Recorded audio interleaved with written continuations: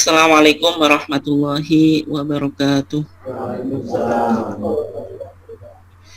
Innal hamdalillah nahmaduhu wa nasta'inuhu wa nastaghfiruh wa na'udzu billahi min syururi anfusina wa min sayyiati a'malina. May yahdihillahu fala mudilla lahu wa may yudlil fala hadiya lahu. Asyhadu an la ilaha illallah wahdahu la syarika lahu wa asyhadu anna Muhammadan abduhu wa rasuluh. Allahumma sholli ala nabiyyina Muhammad wa ala alihi wa sahbihi ajmain. Amma ba'd. Yang saya hormati Ketua PRM Ledok Kulon 2 Kota Bojonegoro dan juga bapak-bapak, ibu-ibu sekalian, kajian ketarjian PRM Ledok Kulon, baik yang ikut dari Kota Bojonegoro maupun di luar Bojonegoro yang semuanya dimuliakan Allah. Alhamdulillah pada kesempatan ini kita masih dipertemukan di dalam kajian rutin ketarjian kita, dan juga selawat serta salam semoga tetap terlimpahkan kepada uswah kita, kepada qudwah kita, yaitu Nabiullah Muhammad sallallahu alaihi wasallam.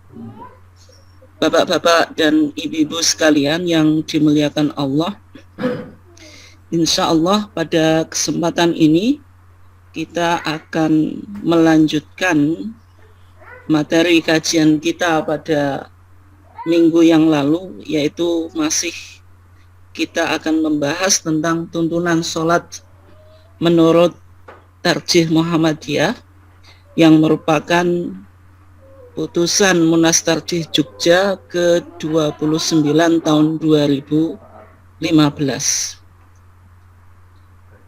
Bapak Ibu sekalian yang dimuliakan Allah, kalau kemarin sudah kaji tentang beberapa persiapan sebelum kita menjalankan sholat, mulai dari mengetahui waktu, kemudian maksudnya mengetahui waktu sholat, kemudian menutup aurat, dan juga harus suci dari hadas kecil maupun besar, dan juga pakaian, kemudian tubuh kita dan tempat sholat kita juga harus suci dari najis. Itu beberapa hal yang perlu untuk kita persiapkan sebelum kita mulai melaksanakan sholat. Kemudian pada kesempatan ini kita akan masuk pada kaifiyatus sholat atau tata cara sholat sebagaimana yang dipahami atau dirumuskan oleh Majelis Tarjih melalui Munas Tarjih ke-29 tahun 2015. Meskipun sebenarnya di dalam HPT jilid 1 kita bersolat itu sudah diputuskan tahun 1929, yaitu di Solo. Artinya dalam HPT kita memiliki tuntunan sholat itu baik di HPT jilid 1 tahun 1929 di Solo, kemudian disempurnakan tahun 2015 di Jogja. Kalau kita lihat tentang tata cara sholat atau kaifiyatus sholat yang perlu untuk kita perhatikan, yaitu yang pertama di dalam HPT jilid 3 dijelaskan, yaitu yang pertama adalah berdiri tegak menghadap kiblat. Maksudnya di sini yaitu qiyam, yaitu berdiri, dan berdiri kita, qiyam kita itu harus mustaqbilal kiblah, menghadap kiblat, dan juga berniat mukhlishon lillah, yaitu berniat dengan mengikhlaskan niat kita kepada Allah. Maka dari sini kita akan coba kaji secara pelan-pelan dan nanti kita bisa diskusikan. Yang pertama tentang anjuran istiqbalul kiblah, yaitu orang yang menjalankan sholat itu harus menghadap kiblat, yaitu Ka'bah yang berada di Masjidil Haram. Nah, nanti bagaimana kalau kita di dalam Masjidil Haram yang mana Ka'bah itu berada di depan kita atau bisa kita lihat, itu yang kita disebut sebagai musyahid, orang yang melihat kiblat. Karena kita kebetulan misalnya haji atau umroh, kita berada di Masjidil Haram sehingga Ka'bah itu berada di depan kita. Nah, orang yang musyahid, orang yang melihat kiblat, maka sholatnya harus menghadap ainal kiblah, yaitu pada kiblat itu sendiri, yaitu pada kiblat itu sendiri. Tetapi kalau kita misalnya di luar Masjidil Haram, yang mana kiblat itu tidak bisa kita saksikan di depan kita atau melalui pandangan atau mata kita, berarti kita disebut ghairu musyahid, orang yang tidak bisa melihat kiblat. Lah, di situ secara langsung, di situ berarti menghadap kiblatnya itu tidak wajib persis pada kiblatnya, yaitu yang penting menghadap jihadal kiblah, yaitu menghadap arah kiblat. Yaitu dua orang yang berbeda. Yang pertama musyahid, melihat kiblat secara langsung, berarti harus melihat sholatnya menghadap ainal kiblah, yaitu pada zat kiblat itu. Kalau orang ghairu musyahid tidak melihat kiblat secara langsung, berarti cukup menghadap jihadal kiblah atau arah kiblat. Nah, kalau kita perhatikan Bapak Ibu sekalian yang dimuliakan Allah, tentang keharusan menghadap kiblat ketika kita menjalankan sholat, maka bisa kita temukan perintah ini di dalam surat Al-Baqarah ayat 144. Maka Allah Subhanahu wa taala mengatakan qad nara taqalluba wajhika fis sama, yaitu sungguh kami telah melihat bahwasanya wajahmu itu menengadah ke langit. Ini artinya Nabi Muhammad itu berdoa kepada Allah Subhanahu wa taala supaya dilakukan tahwilul kiblah, dilakukan perpindahan kiblat, yang mana Nabi Muhammad itu sebenarnya menghadap ketika sholat itu menghadap Baitul Maqdis, yaitu menghadap Baitul Maqdis yang ada di Palestina itu. Ketika umat Islam sholat dengan menghadap Baitul Maqdis di Palestina, di dalam hadis riwayat Muslim dijelaskan kurang lebih sitata asyara sanatan atau sab'ata asyara sanatan, syahron, mohon maaf. Jadi kurang lebih 16 bulan atau 17 bulan itu dilakukan oleh umat Islam ketika itu menghadap Baitul Maqdis. Tetapi karena diejek oleh orang-orang Yahudi, bagaimana agama Islam ini atau umat Islam ini mengikuti tradisi atau kiblatnya orang Yahudi. Oleh sebab itu Nabi Muhammad berdoa menghadap ke langit supaya Allah Subhanahu wa taala mengabulkan permintaannya, yaitu apa? Kiblatnya diarahkan ke Ka'bah atau ke Baitullah atau yang ada di Masjidil Haram. Maka Allah Subhanahu wa taala merespon ketika itu, "Falanwalliyannaka kiblatan tardoha." Maka sungguh kami akan memalingkan engkau wahai Muhammad kiblatan ke arah kiblat di dalam sholat tardoha yang engkau kehendaki.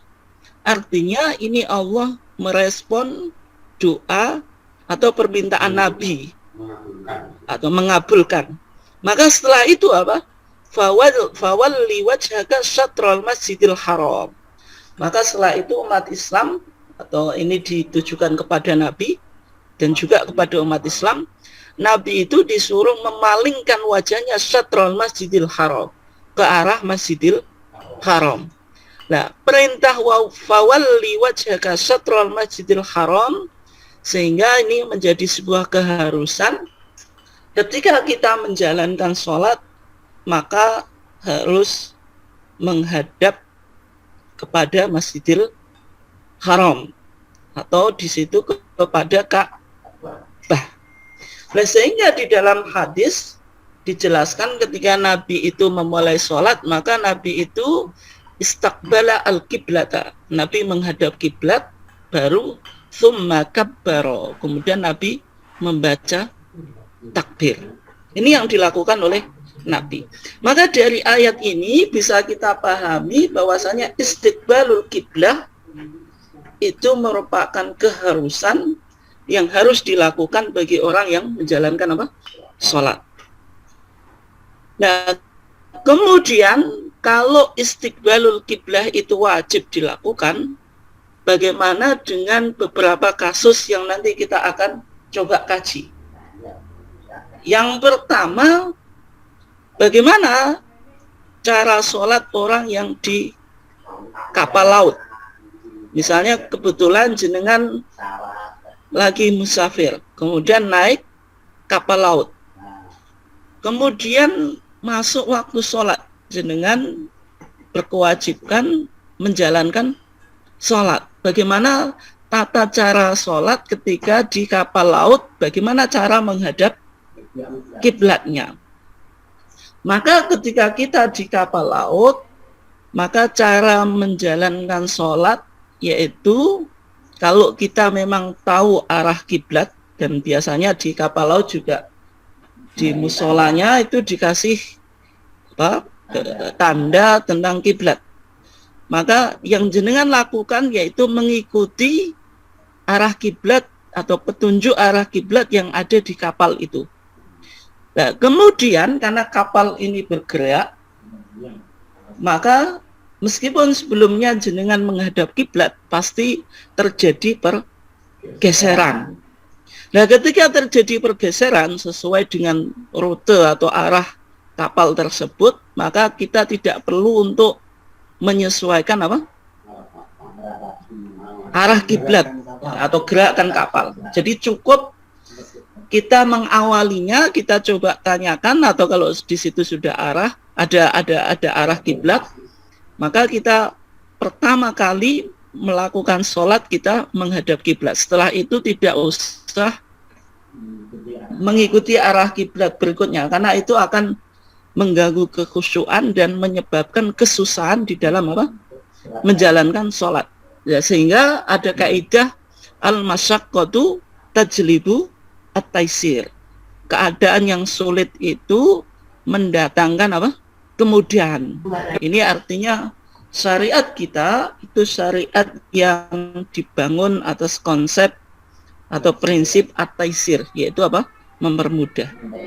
Kalau kita lihat di dalam hadis, yaitu hadis Anas ibn Malik, menjelaskan kana Rasulullah sallallahu alaihi wasallam idza arada ayyusalli ala rahilati tatawwuan istaqbalal qiblata.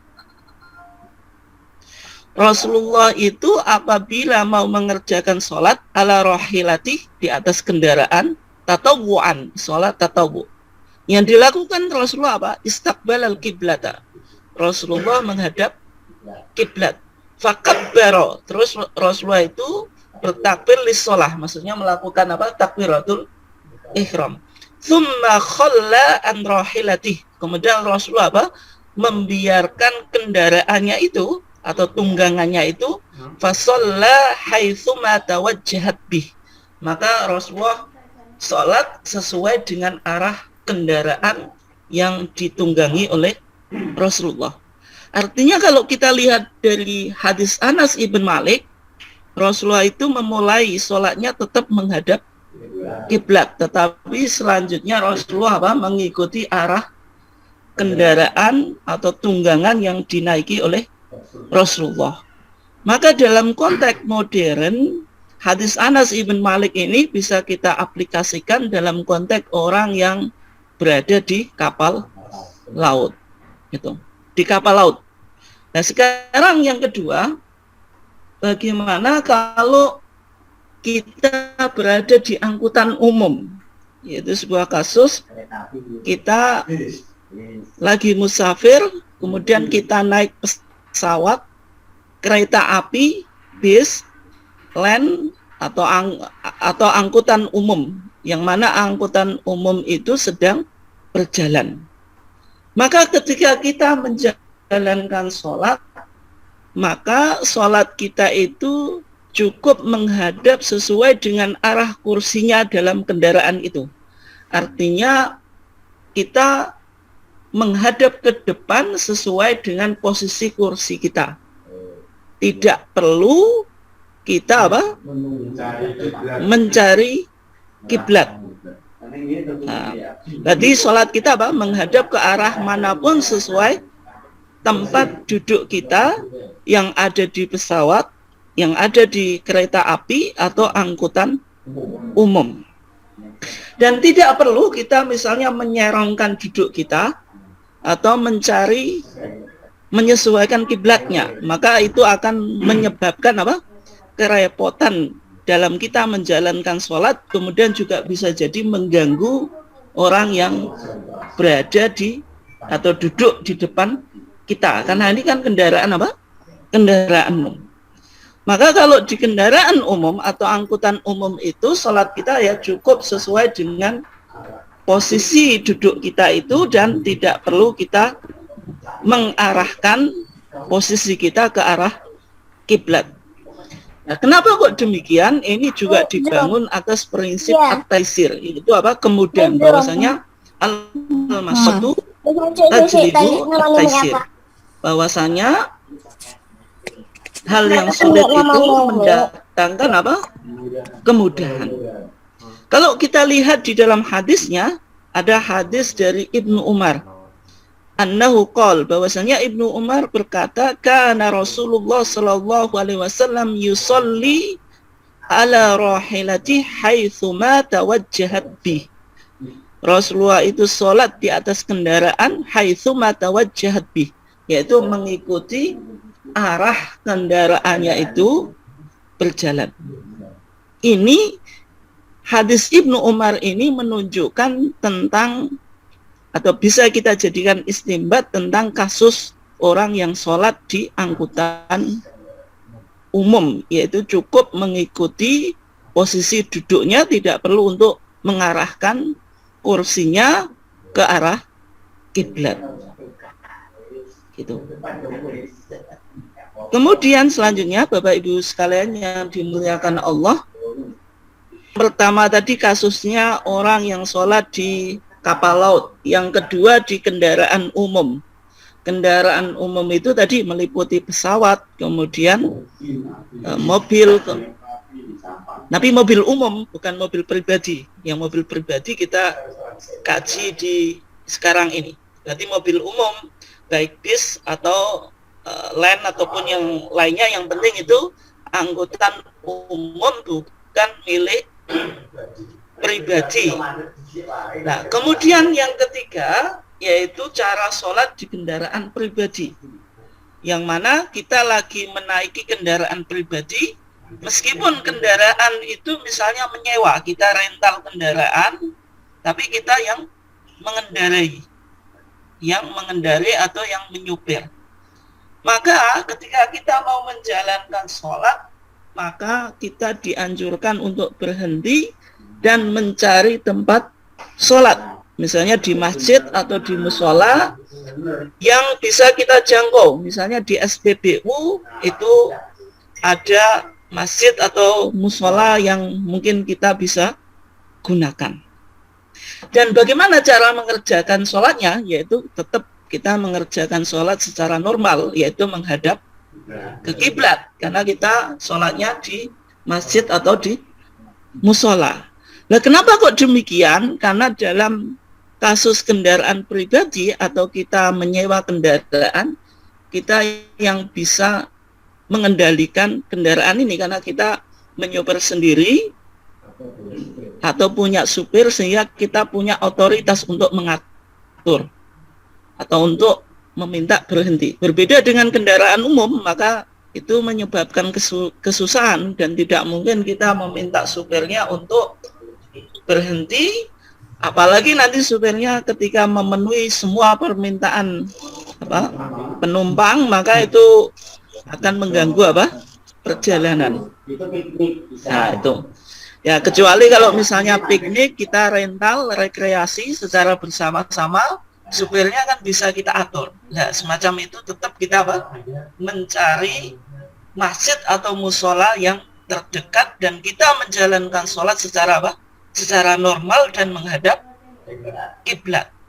Tetapi dalam kasus misalnya kita sangat terburu-buru, nah, kita mengejar timetable, jadwal atau schedule, misalnya pesawat atau kereta api atau apapun, yang mana kita meskipun menaiki kendaraan pribadi, tetapi kita mengejar waktu.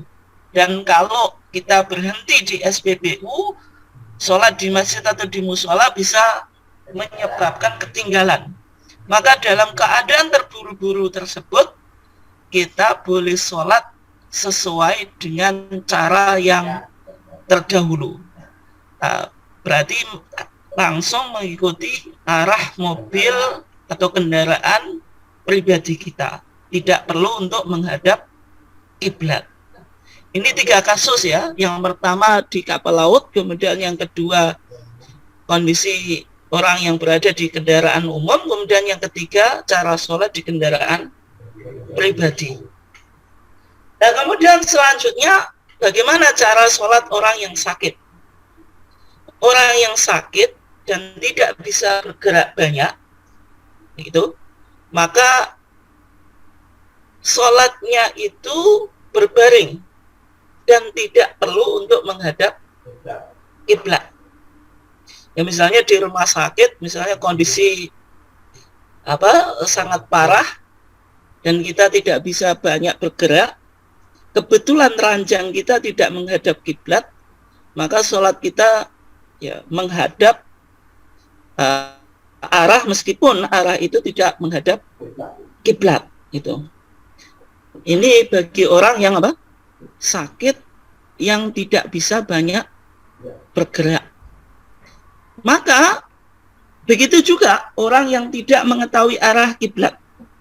Misalnya kita berada di sebuah tempat yang kita tidak membawa kompas, tidak membawa HP, dan tidak ada orang yang bisa kita tanyai tentang arah kiblat. Maka ketika itu kita melakukan ijtihad. Ijtihad di sini mencari arah kiblat sesuai kemampuan kita. Dan ketika itu kita sholat sesuai dugaan kita yang kita anggap itu arah kiblat. Maka sholat semacam itu sah. Karena Allah Subhanahu wa taala mengatakan walillahil masyriqu wal maghrib.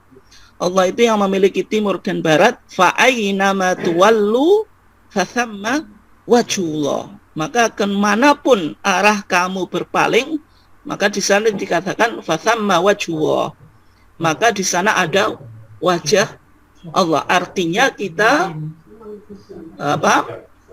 bisa menghadap Allah meskipun tidak menghadap kiblat. Nah, kemudian kalau kita sholat ternyata berdasarkan ijtihad semampu kita, ternyata arah kiblat kita salah. Setelah itu datang orang, kemudian ngasih tahu ternyata arah kiblat kita salah. Maka kondisi semacam itu banyak ulama yang mengatakan sholatnya sudah sah, tidak perlu untuk i'adah atau mengulangi. Tetapi kalau mau memulai sholat baru karena sudah dikasih tahu arah kiblat yang betul, maka harus diikuti, tidak boleh mengikuti arah kiblat yang dulu atau lama yang terjadi kesalahan. Tetapi sholat yang kita tidak tahu tadi arah kiblatnya itu sah dan tidak perlu i'adah atau mengulangi sholat yang kedua kali. Ini kalau orang yang sakit dibilang sehat. Gimana? Kalau orang yang sakit kan mungkin bisa tidak tahu, sekarang kayak dikasih tahu yang sehat. Mbak Made Brono. Ya, bagaimana kalau orang sakit? Ya sama. Karena orang sakit itu ketika dia mau sholat, kebetulan tidak ada yang ngasih tahu. Kalau mau tanya juga nggak tahu misalnya, nggak bisa. Kemudian sholat ternyata misalnya di rumah sakit ini arah kiblatnya salah. Ketika itu ya tidak i'adah, tidak perlu untuk mengulanginya. Aku tahu bunyi sholat ampun jadi masuk itu. Nah, kemudian yang kedua, tadi kita berbicara tentang apa? Istiqbalu al-qiblah, yaitu dalam sholat itu kita diharuskan apa? Menghadap kiblat. Yang kedua, sholat itu dilakukan dengan qiyam. Qiyam itu artinya apa? Berdiri. Ini bagi sholat yang wajib. Bagi sholat yang wajib. Kalau sholat sunnah itu tidak harus berdiri, karena sholat sunnah itu boleh dilakukan dengan duduk atau berbaring. Hanya saja sholat sunnah yang dilakukan dengan duduk atau berbaring itu, atau dengan duduk tadi, nisfu ajril qaim, setengah dari pahala orang yang berdiri. Kenapa kok demikian? Karena Islam itu memberikan kemudahan dan jumlah sholat sunnah itu terlalu banyak. Ketika sholat sunnah itu diharuskan dengan berdiri, maka akan menjadi apa? Susah orang mengerjakan sholat sunnah, sedang sholat sunnah itu satu hari semalam saja jumlahnya cukup banyak. Gitu. Kalau kita mau menunaikan semua sholat sunnah sehari semalam pun, saya kira kita hampir mayoritas kita tidak bisa melakukan. Qobliyah, ba'diyah, kemudian sholat duha, kemudian sholat tahajud, sholat ba'dal wudhu, sholat tahiyatul masjid, itu sangat banyak sekali. Sehingga karena jumlah sholat nawafil atau sholat sunnah itu banyak, sehingga muncul kemudahan bahwasanya sholat sunnah itu boleh dilakukan dengan duduk, meskipun orangnya tadi qadir alal qiyam atau mampu untuk berdiri. Tapi kalau sholat wajib, ketika kita masih mampu berdiri, kita lakukan dengan duduk, maka tidak sah. Kecuali liudren syar'iyyin, kecuali ada uzur. Misalnya kita lagi sakit, kita tidak bisa berdiri, maka boleh sholat dengan duduk. Tidak bisa duduk, boleh sholat dengan berbaring. Nah, dalil tentang qiyam atau berdiri itu apa? Ini ada dari Al-Quran dan As-Sunnah. Yang pertama, Allah Subhanahu wa taala mengatakan apa? Hafidhu 'alas sholawati was sholatil wusta wa qumu lillahi qanitin. Wa qumu, berdirilah kamu sekalian, artinya salat itu berdiri ini. Wa qumu ini kan perintah, bentuk imperatif atau fi'lul amri yang menunjukkan qiyam, berdiri itu wajib. Lillahi, kepada Allah, qanitin, dengan khusyuk. Maka Allah menjelaskan bahwasanya salat itu dianjurkan untuk apa? Berdiri. Ada perintah wa qumu, berdirilah kamu sekalian lillahi, kepada Allah. Itu. Atau karena Allah. Kemudian yang kedua ada hadis Imran ibn Husain. Imran ibn Husain ini seorang sahabat yang mempunyai keluhan penyakit yang namanya bawasir. Bawasir itu dalam konteks modern ya penyakit ambeien. Ketika itu Imran ibn Husain konsultasi atau bertanya kepada Nabi tentang sholat yang mana beliau mengidap penyakit ambien. Maka ketika Rasulullah ketika diceritakan atau mendengar keluhannya Imran ibn Husain, maka Rasulullah memberikan solusi tentang tata cara sholat. Maka Rasulullah mengatakan apa? Sholli qa'iman, sholalah kamu berdiri. Fa illam tastati fa qa'idan, tetapi kalau engkau tidak mampu berdiri, fa qa'idan, maka duduk. Fa illam tastati fa'ala jambin. Kalau engkau tidak mampu, maka sholatlah dengan apa? Berbaring. Ini artinya ada beberapa tingkatan. Kalau kita masih mampu berdiri, maka tidak boleh sholat dengan duduk. Ketika tidak mampu berdiri karena ada udzur tadi, maka kita dianjurkan sholat duduk. Kalau tidak bisa duduk, maka berbaring. Ini penjelasan dari hadis Imran ibn Husain. Nah kemudian Bapak Bapak-bapak dan ibu-ibu sekalian yang dimuliakan Allah, ketika kita mengkaji tentang hadis Imran ibn Husain tadi, bahwasanya Rasulullah mengatakan sholli qa'iman fa illam tastati fa qa'idan. Kalau engkau tidak mampu berdiri maka sholatlah dengan duduk. Yang menjadi pertanyaan ketika kita sholat duduk itu duduknya bagaimana? Apakah duduknya duduk iftirash, kayak duduk yang kita lakukan di tahiyat awal atau tasyahud awal, atau duduk tawaruk kayak yang kita lakukan pada tasyahud akhir, atau bolehkah duduk dengan tarobuk? Tarobuk itu duduk bersila, ataukah boleh dengan posisi duduk apapun sesuai dengan kenyamanan kita? Misalnya duduk di kursi, itu juga tidak tawaruk, tidak iftiros, tidak tarobuk juga, karena mengikuti posisi kursi. Maka kalau kita lihat hadis ini, Rasulullah hanya mengatakan apa? Sholli qa'iman fa illam tastati fa qa'idan. Sholatlah kamu dalam keadaan berdiri, kalau tidak bisa apa? Fa qa'idan. Duduk. Berarti duduk ini dia mutlak. Mutlak itu tidak ada batasan model atau formasi duduk tertentu. Karena mutlak dalam pandangan majelis tarjih berarti boleh duduk apapun sesuai dengan kenyamanan dan keadaan kita. Yang penting tetap menjalankan sholat bisa secara apa? Khusyuk. Sehingga dalam mazhab Syafi'i pun dikatakan wa kaifama qa'ada jaza. Orang yang sholatnya duduk itu posisi apapun yang ia kehendaki boleh. Sehingga kalau Bapak Ibu sekalian pernah umrah atau haji di Masjidil Haram atau di Madinah Munawwarah ataupun negara-negara Arab, itu secara umum karena kebanyakan orang di sana gendut gitu, gemuk-gemuk, itu secara umum sholatnya pakai kursi dan duduknya ya sesuai dengan duduk di kursi itu, meskipun di negara kita itu belum umum ya, karena mereka memahami duduk itu ya sesuai dengan kenyamanan dan apa sesuai dengan posisinya, karena tidak ada penjelasan di dalam hadis secara apa khusus tentang model duduk itu. Nah kemudian kalau tadi dalam hadisnya dikatakan sholli qa'iman fa illam tastati apa? Fa qa'idan fa illam tastati fa ala janbin. Sholatlah kamu dalam berbaring.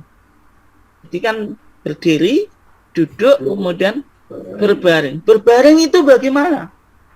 Apakah berbaring di atas lambung yang kanan atau di lambung yang kiri? Atau berbaring dengan terlentang?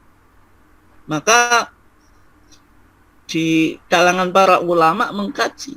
Yang pertama, model berbaring itu berbaring di atas lambung yang kanan. Artinya kalau kita di Indonesia, kiblat itu di arah barat, berarti kepala kita kalau lambungnya kanan berada di utara. Dan muka kita diarahkan ke kiblat. Nah, kenapa kok kanan dulu? Karena mengambil keumuman hadis bahwasanya Rasulullah itu yuhibbu at-tayammun. Rasulullah itu suka mendahulukan yang kanan dalam masalah apapun itu. Itu Rasulullah. Ya, Rasulullah apa? Kenapa kok? Ya, bagaimana nanti kalau dalam pandangan kesehatan nanti kita coba diskusikan. Dalam pandangan kesehatan lebih baik apa?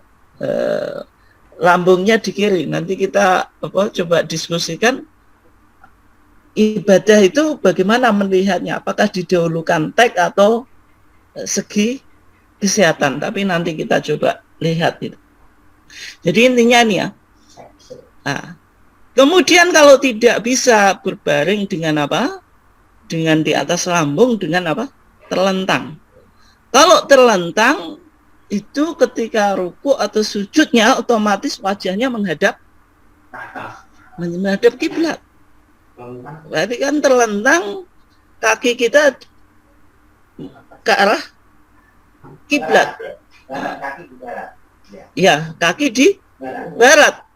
Di Indonesia secara umum kalau orang sholat terlentang itu biasanya kepalanya diganjal sama bantal.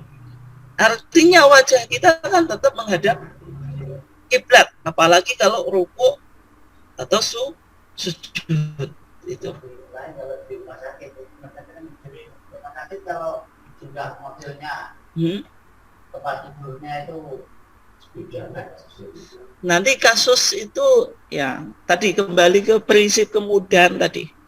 Ketika tidak bisa ya tidak perlu untuk dipaksakan. Karena kaidah kita apa? Al-masyaqqatu tajlibu at-taisir. Sesuatu yang susah itu mendatangkan kemudahan.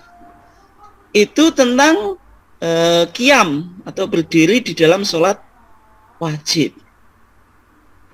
Nah, kemudian yang menjadi pertanyaan ketika tidak bisa menjalankan berdiri secara sempurna atau tidak menghadap kiblat secara utuh, apakah ini mengurangi pahala sholat atau mengurangi kesempurnaan sholat? Tidak. Jadi pahalanya tetap. Sebagaimana keumuman hadis yang sudah pernah kita kaji, idza maridal abdu aw safara, kalau seorang itu sakit atau bepergian, orang bepergian itu kan melakukan apa? Qashar. Salatnya tidak utuh. Karena diringkas. Maka kataballahu ma kana alaihi mithla ma ya'maluhu apa? Muqiman sahihan. Maka Allah akan menulis pahalanya sebagaimana dia dalam kondisi sahihan, sehat, mukiman, bermukim. Artinya itu tidak mengurangi pahala. Karena kondisi yang susah yang mendatangkan kemudahan. Gitu. Kemudian selanjutnya yang ke C yaitu bicara tentang niat. Ketika kita bicara niat, maka niat itu menjadi syarat atau rukun dari setiap ibadah. Itu ada perbedaan di kalangan para ulama. Nanti kita coba diskusikan. Niat itu syarat atau rukun. Bedanya syarat dengan rukun itu apa? Kalau syarat, syarat dan rukun itu semuanya harus dikerjakan. Tapi syarat itu di luar pekerjaan. Tapi kalau rukun itu di dalamnya. Berarti kalau syarat sholat itu di luar sholat, tapi harus terpenuhi. Misalnya apa? Harus suci dari hadas kecil dan besar. Menutup aurat itu bukan bagian sholat. Karena tidak ada bagian sholat menutup aurat. Dalam arti masuk di dalam sholat. Kaifiyah sholat itu tidak ada menutup aurat. Tapi menutup aurat itu harus dilakukan sebelum sholat. Itu yang disebut apa? Syarat. Jadi syarat itu di luar, kalau rukun itu di dalam. Sehingga takbiratul ihram itu rukun karena di dalam sholat. Al-Fatihah itu rukun karena di dalam sholat gitu. Yang menjadi pertanyaan nanti yang menjadi perdebatan di kalangan para ulama niat. Niat itu di dalam atau di luar? Kalau niat itu di dalam berarti niat itu harus dilakukan di awal takbiratul ihram. Berarti takbir sama niat harus berbarengan. Nah, ini sebagaimana pandangan mazhab Syafi'i. Sehingga Allahu Akbar dengan hati itu harus menyatu. Dan itu susah untuk dilakukan. Sehingga sebelum itu berarti syarat. Tapi kalau dibarengkan dengan apa? Dengan takbiratul ihram di awal sholat itu berarti rukun. Yang menjadi alasannya orang usoli, baca usoli. Nah, kenapa saya baca usoli untuk di luar sholat itu? Ya nanti kita coba diskusikan. Ada pembahasan secara khusus. Apa yang usoli nanti kita coba diskusikan. Intinya niat itu meskipun dibilang rukun, tapi sebenarnya lebih dekat pada syarat gitu. yang lebih dulu, misalnya rukun sholat itu kalau urut yang lebih dulu apa? Jangan. Takbiratul ihram. Jadi takbiratul ihram itu harus berdiri dulu atau enggak? Ya, berdiri. Berarti dulu mana berdiri sama takbiratul ihram? Tadi katanya takbiratul ihram.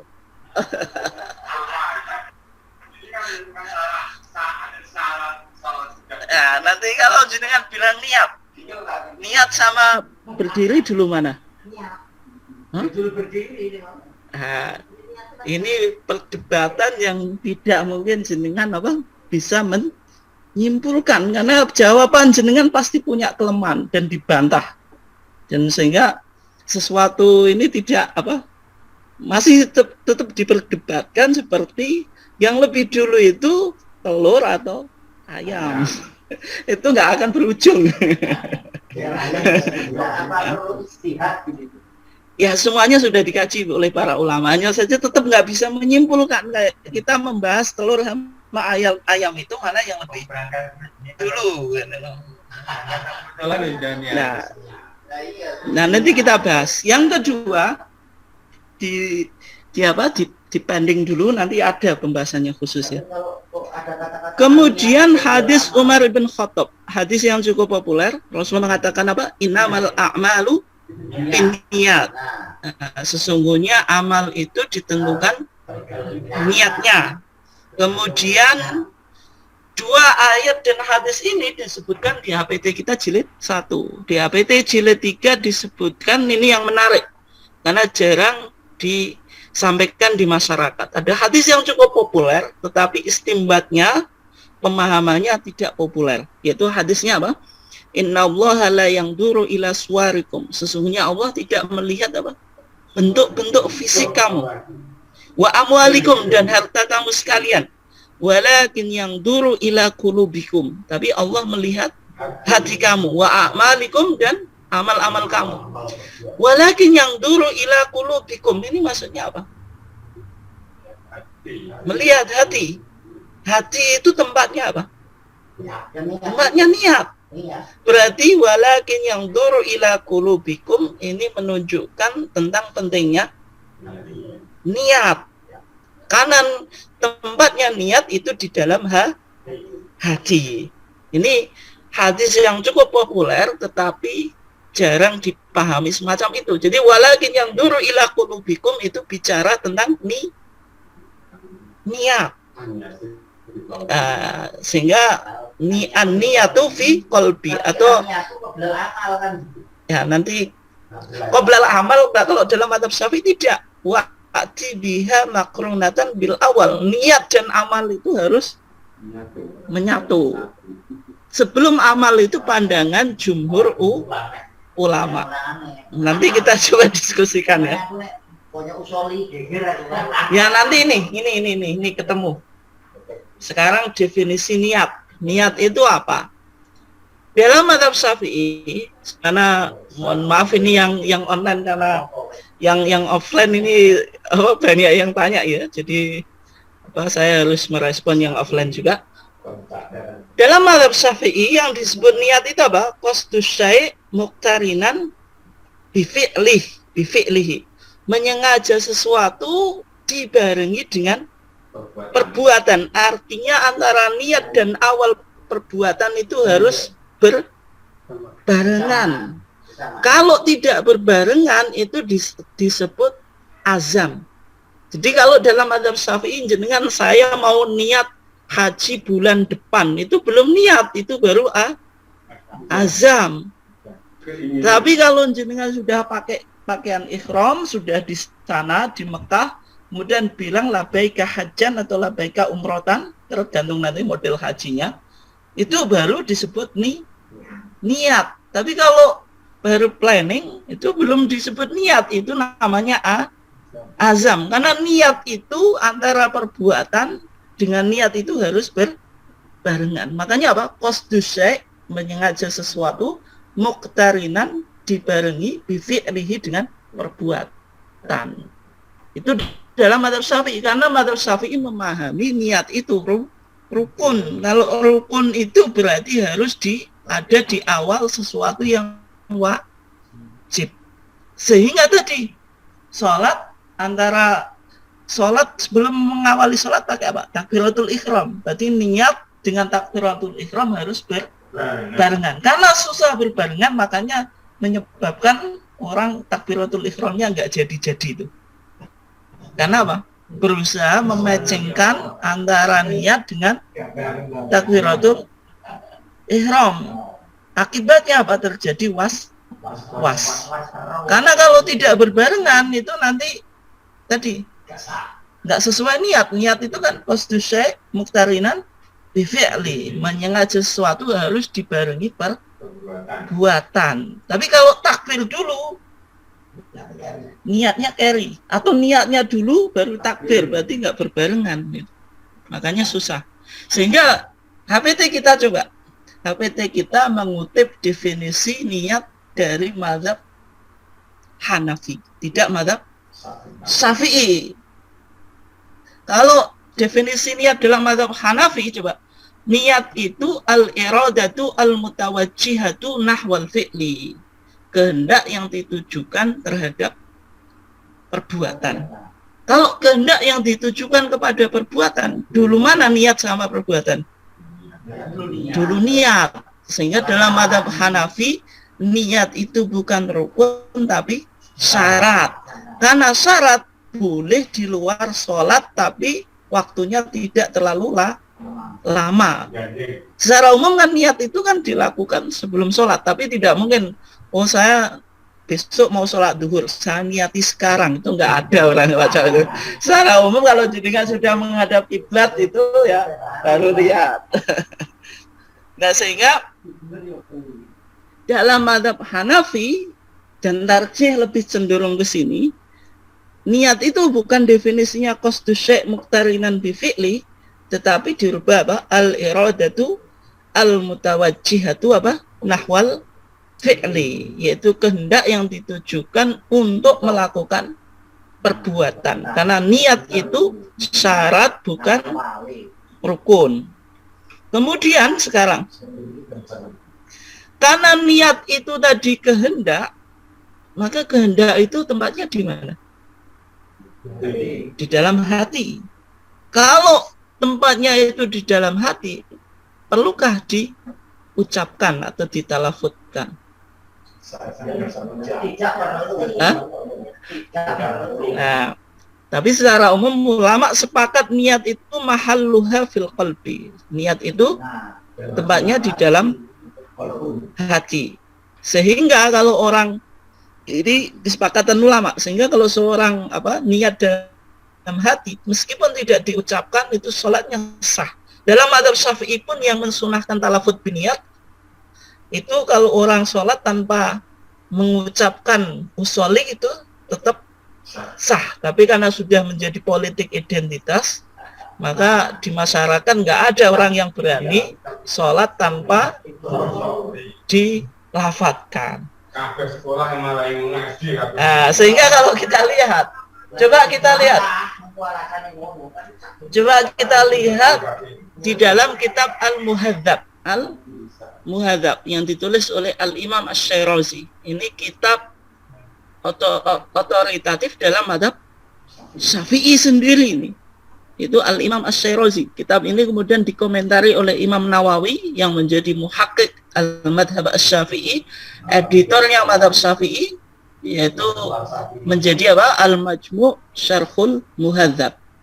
Tapi kalau kita lihat di Al-Muhadzab, ini coba perkataan Al-Imam Asy-Syirazi sendiri yang paling bawah ini. Wa mahallu an-niyati al-qalbu. Tempat niat itu di mana? Di hati. Coba selanjutnya kita perhatikan. Fa inna wa biqalbihi duna lisanihi adza'ahu. Kalau seorang niat dengan hatinya tanpa diucapkan dengan lisan adza'ahu, sudah mencukupinya. Artinya tetap sah. Tetap sah meskipun tidak diucapkan. Wa min ashabina, di antara sahabat-sahabat kami, yaitu sahabatnya Imam Syafi'i, man qol, ada orang yang berpendapat yanwi biqalbi wa yatalafat bilisan. Orang itu berniat dalam hati dan diucapkan dalam lisan. Coba komen apa yang dikatakan oleh Imam Syarazi. Walaysa bisyai'in. Pendapat ini tidak benar. Tidak apa? Benar. Siapa yang mengatakan? Al-Imam Syarazi. Madhabnya apa? Syafi'i. Kenapa kok tidak benar tadi? Niat itu dalam hati tapi dilafatkan dengan lisan itu tidak benar. Li'anna niyata hiyal qasdu. Karena niat itu menyengaja. Kalau menyengaja berarti tempatnya bil qalbi. Karena mengaja itu perbuatan hati. Ini yang dikutip oleh tarjih dari Imam Syarazi yang menunjukkan dalam melakukan sholat itu tidak ditalafutkan niatnya. Demikian juga tarjih menjelaskan tidak ada tuntunan dari Nabi yang dinukil dari satu hadis pun meskipun dhaif, meskipun apa? Dhaif. Tapi kalau maudhu ada. Ya, nanti jangan baca di Ahasan, ada ulama Minangkabau itu bikin buku tentang usoli, tapi itu hadisnya maudhu. Maudhu itu hadis apa? Hadis hoax, hadis buatan. Kalau dhaif kan tidak terpenuhi syarat sahih, tapi bisa naik level ke hasan kalau ada banyak riwayatnya. Tapi kalau sudah hadis maudhu berarti tidak ada sangkut pautnya dari Nabi, karena itu hadis palsu. Nah, tidak ditemukan satu hadis pun yang menjelaskan Nabi itu apa? Sholat dengan talafut biniat atau niat dengan lisan. Dan Nabi mengatakan apa? Shollu kama ra'aitumuni usolli. Artinya sholat kita harus merujuk pada sholatnya Nabi. Kalau Nabi tidak talafut biniat, ngapain kita talafut biniat atau melafatkan niat? Ini yang dipahami Muhammadiyah, karena agama itu sebenarnya Al-Quran dan As-Sunnah As-Sahihah ay Al-Maqbulah. Kalau tidak ditemukan hadisnya, ya berarti tidak usah. Ketika kita, ini prinsip dalam pandangan Muhammadiyah, mengikuti Quran dan Sunnah itu mengandung prinsip taisir. Jadi orang memahami agama langsung Quran dan Sunnah itu lebih mudah. Kenapa kok lebih mudah? Karena tidak ada embel-embelnya atau yang disebut takaluf. Takaluf itu bid'ah. Nah kalau jenengan harus talafut bin niat kayak tadi gitu, muncul was-was, sehingga kalau tidak niat dengan lisan khawatir sholat saya ini sah atau tidak. Justru kita dengan kembali pada Quran dan Sunnah itu apa? Mengandung kemudahan. Ini apa? Model pemahaman agama yang dipahami oleh Muhammadiyah. Jadi kembali kepada Quran dan Sunnah itu semakin mudah. Sehingga dalam bahasa awam orang Muhammadiyah pokoknya nek dalil Qur'ani atau tidak. Kalau tidak ya tunggu dulu. Kalau ada ya kita kaji. Meskipun bahasa itu cukup sederhana tapi apa? Memberikan gambaran bagaimana cara orang Muhammadiyah itu memahami agama. Kemudian yang menjadi pembahasan berikutnya adalah waktu niat. Niat itu apakah harus berbarengan atau muqaranah dengan takbiratul ihram atau boleh sebelum takbiratul ihram bizamanin yasir, dengan waktu yang sebentar atau pendek? Maka di kalangan para ulama terjadi dua pendapat. Yang pertama pendapat fuqaha Hanafiyah, Malikiyah dan Hanabilah atau jumhur ulama yang mengatakan niat itu dapat dilakukan sebelum melakukan takbiratul ihram, karena dalam pandangan mereka niat itu syarat bukan rukun. Tetapi kalau kita lihat dalam pandangan fuqaha Asy-Syafi'iyah, ahli-ahli fikih Syafi'iyah mengatakan niat itu rukun, karena niat itu rukun berarti tempatnya harus di awal pekerjaan. Kalau sholat itu awal pekerjaan yang wajib apa? Takbiratul ihram, sehingga niat dengan takbiratul ihram itu harus berbarengan.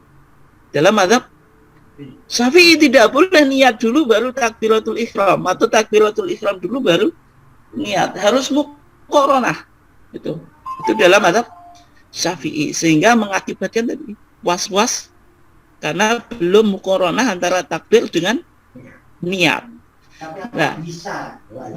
apakah bisa atau tidak? Kalau kita ya, ini menarik. Kalau kita lihat dalam al-Um atau pendapat Imam Syafi'i sendiri atau statement Imam Syafi'i sendiri, Imam Syafi'i itu statementnya yang kita bisa simpulkan, Imam Syafi'i itu mengharuskan antara niat dengan takbir itu terjadi muqaranah hakikiyah, bersamaan secara real atau hakiki.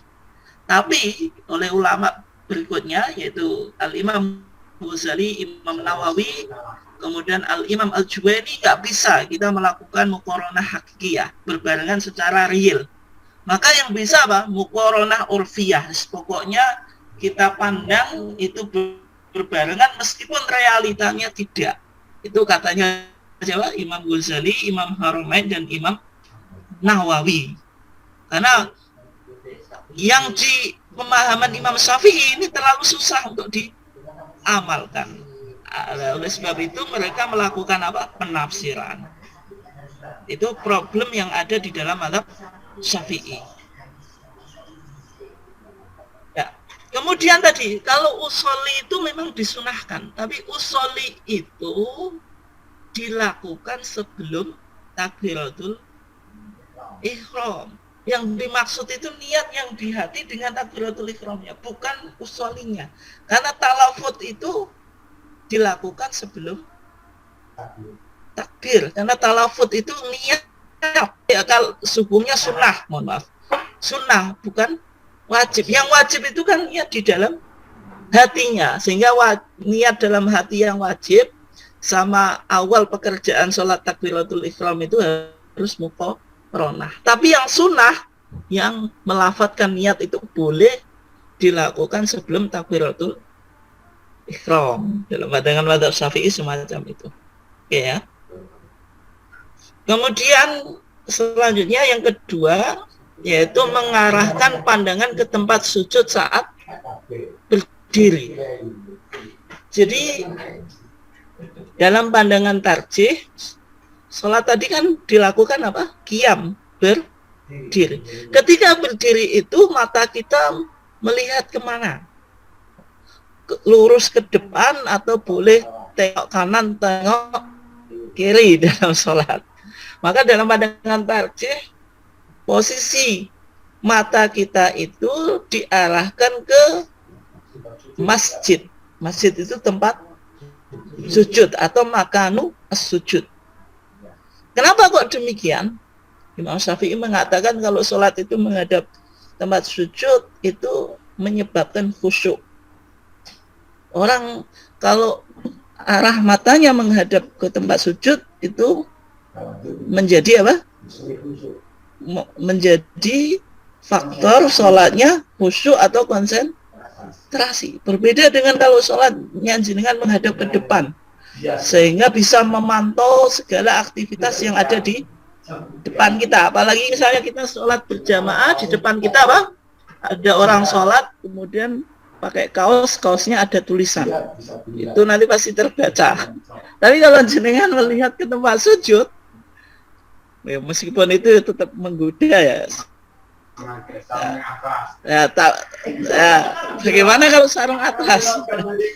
Nanti paling tidak apa? Paling tidak itu meminimalisir terjadinya apa? Penglihatan kita supaya tidak ke mana-mana. Oleh sebab itu kata Imam Syafi'i, ketika kita menghadap ke sujud itu menyebabkan sholat semakin khusyuk. Nah kalau kita lihat itu, makanya di dalam tarjih coba kita lihat pandangan mata orang yang sholat diarahkan ke tempat sujud dimaksudkan agar semaksimal mungkin dapat dicapai kekhusyuan. Kalau kita lihat dalilnya, hafidhu ala sholawati was sholatil wusta wa qumu lillahi qanitin. Berdirilah kamu karena Allah qanitin, dengan khusyuk. Berdiri dengan khusyuk itu berdirinya menghadap ke tempat sujud. Maksudnya waqumu, dan berdirilah kamu lillahi, karena Allah, qanitin, dalam keadaan khusyuk. Berdiri kepada Allah atau karena Allah dengan khusyuk itu menghadap ke arah tempat sujud. Nah, kemudian dalam surat Al-Mu'minun dijelaskan qad aflahal mu'minun dan seterusnya itu, maka di sana dijelaskan alladzina hum fi sholatihim khashi'un, yaitu orang mukmin yang beruntung itu orang-orang yang fi sholatihim, di salat mereka apa? Khashi'un. Salatnya apa? Khusyuk. Nah, salat khusyuk itu apa? Berarti salat pandangannya menghadap ke arah sujud. Nah, kalau kita lihat, ternyata Nabi dulu itu ketika sholat suka menghadap ke arah langit atau ke atas. Karena syariat kita itu rata-rata apa? Turun secara tadarruj. Tadarruj itu apa? Secara bertahap atau gradual, tidak secara langsung. Dulu Nabi itu sholat nggak menghadap tempat sujud, tapi menghadap ke langit. Dulu para sahabat ketika sholat itu ngobrol. Jadi ketemu apalagi orang asing di dalam sholat, tanya kamu dari mana, orang mana, itu biasa dilakukan apa? Sahabat. Kemudian turun atau Nabi menjelaskan sholat itu kita bermunajat kepada Allah sehingga tidak boleh untuk berbicara. Demikian juga Nabi dulu itu Nabi ketika sholat itu suka menghadap langit. Maka dijelaskan di dalam hadis Abu Hurairah, ana Rasulullah sallallahu alaihi wasallam idza shalla, apabila Rasulullah itu sholat apa? Rafa'a basarahu ila sama. Rasulullah suka melihat apa? Ke langit. Maka ketika Rasulullah suka melihat ke langit, fa nazalat alladzina hum fi sholatihim khashi'un. Maka turun ayat yang menjelaskan qad aflahal mu'minun, di antaranya alladzina hum fi sholatihim khashi'un. Orang yang sholat khusyuk itu tidak menghadap ke atas dan arah pandangannya itu ke tempat sujud. Maka yang dilakukan Nabi apa? Fato'a ra'sahu. Rasulullah apa? Menundukkan kepalanya. Kemudian juga setelah ayat ini turun, maka Nabi mengancam para sahabat yang melakukan sholat itu dengan menghadapkan pandangannya ke langit. Maka Nabi mengatakan layan tahiyanna aqwamun yarfa'una absarahum ila sama'i fis shalah. Hendaklah orang-orang yang mengangkat pandangannya ke langit itu segera diakhiri. Maka dijelaskan aula tarji'u ilaihim. Nanti jangan-jangan pandangannya nggak kembali lagi, tetap apa? Nggak ke langit. Tapi ini maksudnya ini bukan makna literal, tapi artinya apa? Menunjukkan betapa kerasnya larangan tersebut. Ini kan artinya bahasa kinayah. Ya, secara real ya tidak mungkin tetap mendangak ya, tapi apa? Tetap bisa kembali ya. Yang menunjukkan apa? Larangan ini apa? Keras gitu. Ini tentang bahwasanya di dalam sholat kita dianjurkan apa? Mengarahkan pandangan ke tempat sujud. Ya mungkin ini untuk kajian kita apa sedikit-sedikit dan nanti kita coba diskusikan lebih dalam. Monggo Bapak atau Ibu yang mungkin memiliki pertanyaan ataupun tanggapan dari materi yang kita kaji pada saat ini. Untuk yang online dulu ya, katanya kalau offline ini banyak. Ya monggo Bapak atau Ibu sekalian yang ingin menyampaikan pertanyaan ataupun komentar dari apa yang kita kaji pada saat ini. Nggih, monggo.